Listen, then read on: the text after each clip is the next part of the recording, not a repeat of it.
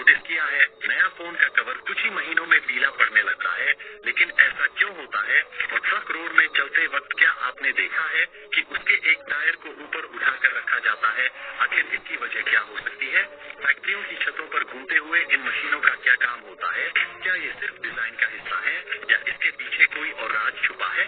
और सबसे बड़ा सवाल, आईफोन में SD कार्ड लगाने का ऑप्शन क्यों नहीं दिया जाता जबकि बाकी फोन में ये सुविधा होती है? अगर आपके दिमाग में भी ऐसे ही सवाल आते हैं तो ये वीडियो आपके लिए है, क्योंकि आज हम आपके सारे सवालों का जवाब फ्री में देने वाले हैं। तो बिना वक्त गवाए वीडियो शुरू करते हैं।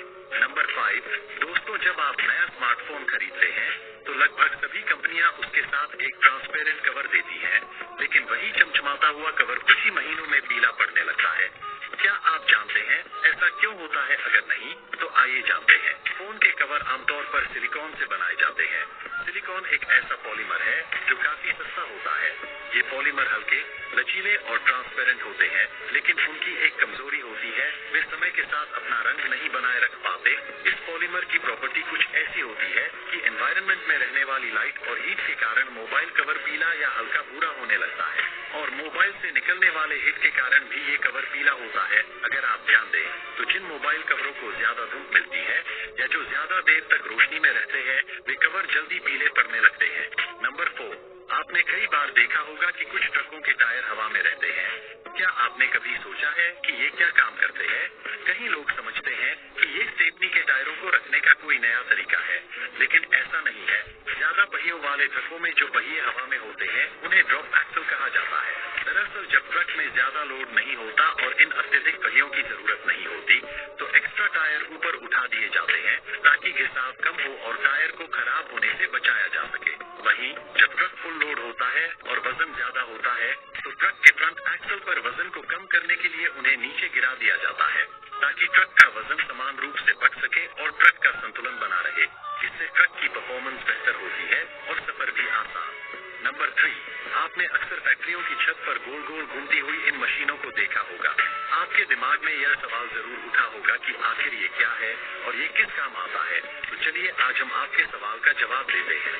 जब फैक्ट्री में दर्जनों मशीनें चलती हैं तो वे बहुत अधिक गर्मी उत्पन्न करती हैं। इस बढ़ती गर्मी के कारण वहां काम करने वाले लोगों को काफी घुटन होती है और बढ़ती गर्मी के कारण उनका काम इफेक्ट हो सकता है। इसी समस्या को हल करने के लिए इन मशीनों को लगाया जाता है। इन्हें टर्बो वेंटिलेटर या रूफटॉप वेंटिलेटर भी कहा जाता है। ये वेंटिलेटर फैक्ट्रियों के अंदर की गर्म हवा को बाहर निकालने का काम करते हैं।